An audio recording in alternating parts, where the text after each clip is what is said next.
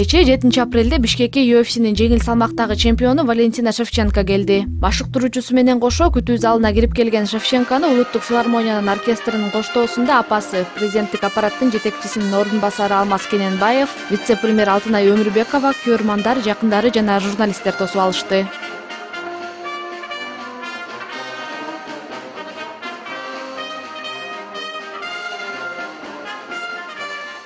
Мушкер бүгүн 8-апрелде Бишкектеги соода борборлорунун биринде көрөрмандары менен жолугушуу өткөрөт. 9-апрелде Ошко барат. Шевченко акыркы ирет Кыргызстанга 2011-жылы келген. Эмоции, впечатления, как долетели? Первое волнительно, потому что давно дома не была.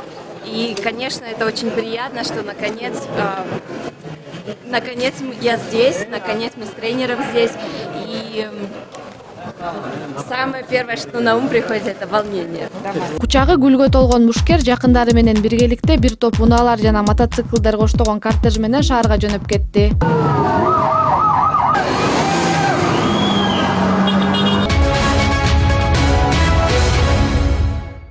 6-апрелде Кыргызстандын курамасы өз тайпасындагы акыркы атаандашы Бириккен Араб Эмираттарынын оюнчуларын жеңип лидер болгон болчу. Мындай жеңиш кыргызстандык оюнчуларды хоккей боюнча чемпионаттын 3-дивизионуна чыгууга мүмкүнчүлүк бермек. Бирок хоккей боюнча эл аралык федерация улуттук команданын курамасында Россияда ойногон Александр Титов да болгон деген негиз менен буга чейинки 4 жеңишин жокко чыгарды. Бул тууралуу хоккей федерациясы төмөндөгүлөрдү билдирди. Титов мурда Орусияда ойногон, бирок 30-мартта эл аралык федерация Кыргызстандын курамасында ойноосу үчүн уруксат бергенин билдирди. Уюштуруучулар 5-апрелде гана бул туура эмес экенин айтышып, биздин жеңишибизди жокко чыгарды деп айтылат маалыматта. Ал эми федерациянын президенти Анвар Омарканов дүйнө чемпионатынын тандоо турунун алкагындагы мелдештердин жыйынтыктарын жокко чыгарылышы боюнча чечим менен макул эмес. Бул тууралуу ал өзүнүн социалдык тармактагы баракчасына жазды. Федерациянын башчысы финалдык оюн абдан кызыктуу болгондугун жана биздин оюнчулардан жеңишти жулуп алгандыгын билдирди. Биз муну жөн койбойбуз. Бул чечимди жокко чыгарганга аракет кылабыз. Эң башкысы биздин оюнчулар муз талаасында ким күчтүү экенин көрсөтүштү, деди ал. Эске сала кетсек, хоккей боюнча дүйнө чемпиондугуна тандоо туру 31-мартта башталып 6-апрелге чейин созулду. Белдешке 6 өлкө катышып, улуттук курама алгачкы 4 оюндун баарында жеңишке жетишкен. Ал эми тала ээлери менен өткөн акыркы беттеште кыргыз хоккейчилери Александр Титовдун катышуусусуз 7-4 эсебинде жеңишке жетишти. Бирок техникалык жеңилүүнүн натыйжасында Кыргызстан акыркы орунду ээлеп, Бириккен Араб Эмирлиги 3-дивизионго жолдомо алды.